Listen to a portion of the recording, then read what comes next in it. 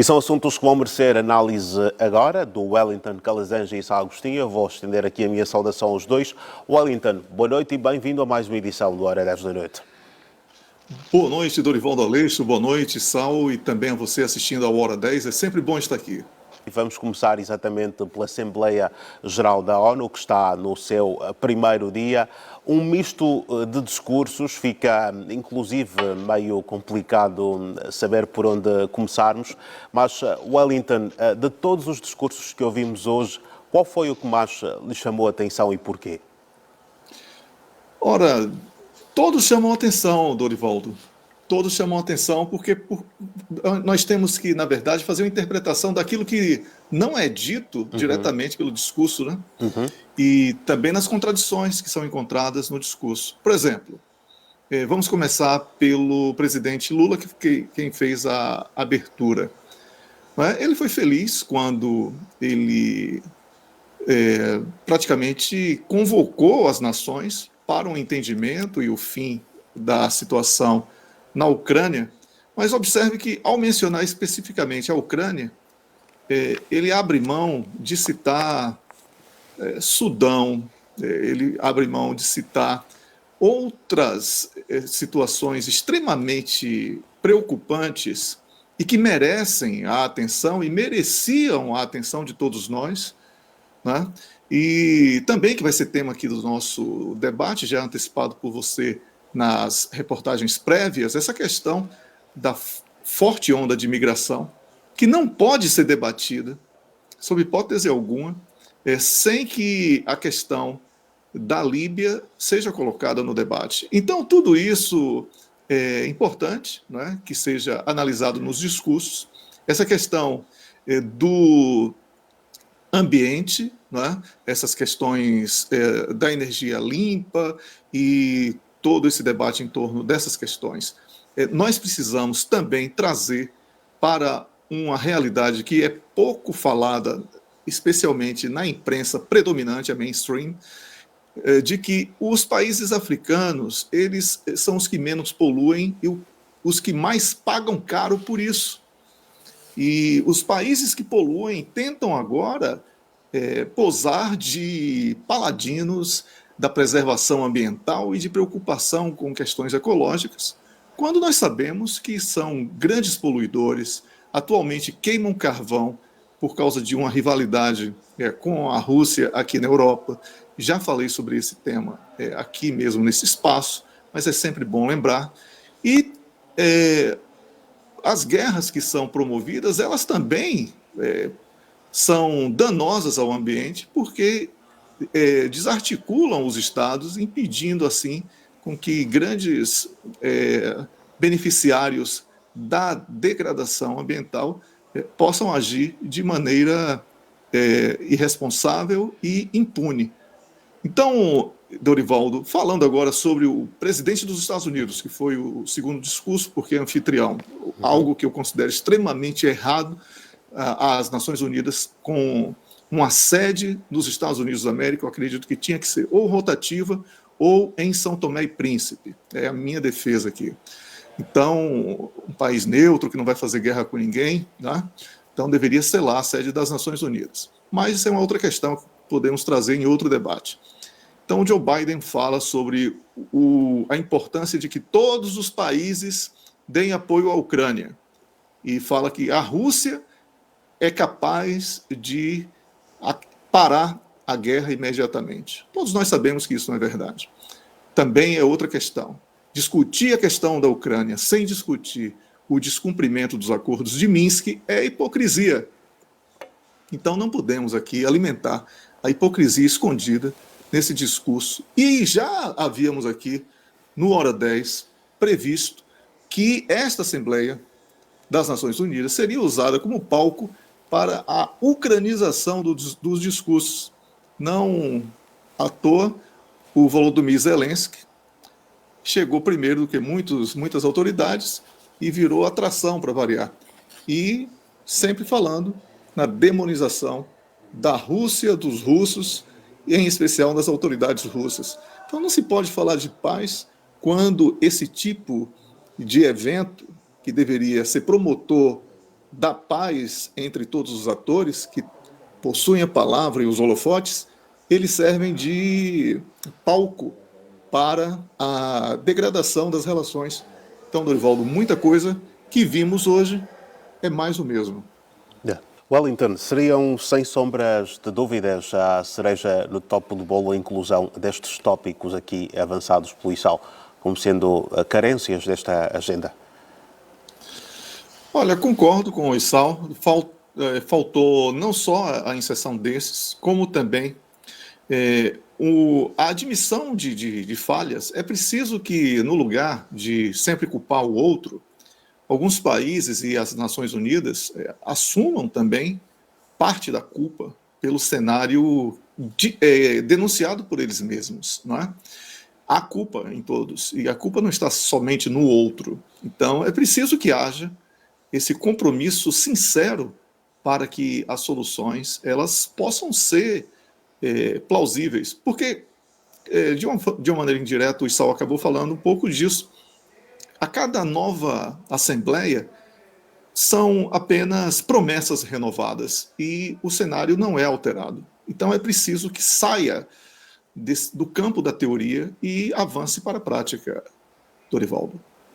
Zelensky, como é que olha aqui para os discursos de Zelensky? Vários aspectos marcaram o seu discurso, desde a sua defesa àquilo que seriam as sanções que a própria Rússia poderia sofrer a nível da ONU, como também acusações diretas de chantagem ao país de Vladimir Putin.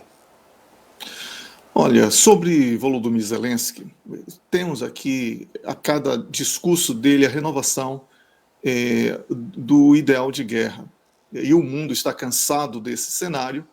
Eu acredito que no próprio discurso de Joe Biden hoje, já tenha sido possível perceber que, ao apelar por renovação do apoio dos países à Ucrânia, ele tenha feito implicitamente uma denúncia de que aquele apoio inicial, aquela adesão inicial, ela esteja perdendo força. E isso porque o discurso de Zelensky é incompatível com as aspirações até mesmo do próprio povo ucraniano. Tem sido cada vez mais recorrente, Dorivaldo, a divulgação de imagens de cidadãos ucranianos possam prestar serviços militares nesta guerra que já está perdida para a Ucrânia. Então, os apelos do Zelensky são muito mais voltados para a satisfação do próprio ego, na tentativa de se autoafirmar como um grande líder de destaque internacional, do que para resultados práticos num campo de batalha onde ele já não tem o domínio e não tem a capacidade, por exemplo, de propor um acordo de paz ou qualquer outro tipo de ação no sentido de acabar com a guerra, porque ele, por ter perdido a soberania territorial, parte dela, para a Rússia, e econômico-financeira e política para os países membros da NATO, ele é apenas um agente de propagação da demonização da Rússia, dos russos e, em especial, como falei, dos políticos russos. Wellington, a morte de Arpad Nijar é uma nota que faz a atualidade também, a polémica à volta desta morte, deste cidadão canadiano de 45 anos, algo que a Índia acabou por rejeitar completamente esta terça-feira, retirando qualquer responsabilidade à volta do assassinato do mesmo. É a nossa próxima análise aqui a ser trazida. Dorivaldo, a Índia rejeitou firmemente esta alegação canadense, né? Aqui em Angola falamos canadianos, né? Porque, primeiro, é uma acusação sem provas, é uma suposição, e do ponto de vista estratégico, a disputa pela Índia como potencial substituto da China para determinadas ações internacionais e também como até mesmo mercado, né? Isso faz com que essa diplomacia que já consagradamente está fadada ao fracasso de, primeiro, acusar, culpar, atribuir crimes para depois, de uma ampla e repetitiva propaganda, subjugar determinados países para que eles entrem em condições desfavoráveis em eventuais negociações, isso já foi cortado pela raiz pelos indianos, quando eles chamam de absurda e motivada essa acusação do Canadá de que teria ali a participação do governo da Índia para o assassinato de uma figura que vivia em solo do Canadá e que era apenas uma voz dissidente, não era ali um líder que estaria ameaçando sob hipótese alguma. Temos o Wellington. Wellington, vamos então seguir. Dizia que... Sim, Dorivaldo. Eu não sei, foi abrupta essa interrupção aqui, por acaso.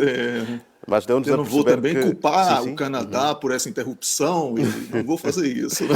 Ok, nem nós vamos fazê-lo também. Então eu dizia que a Índia tem todas as razões para cortar o mal pela raiz, porque esse tipo de propaganda negativa contra um Estado, um governo, de participação num crime em solo de outro país, tífero, porque o objetivo dos países, especialmente membros do G7 e do G20, que querem conquistar a confiança da Índia, esses objetivos só serão atingidos se houver uma mudança no rumo da diplomacia. E não pode mais passar por chantagem, ameaça, por esse tipo de prática que já está agora tão revelado e tão reprovado.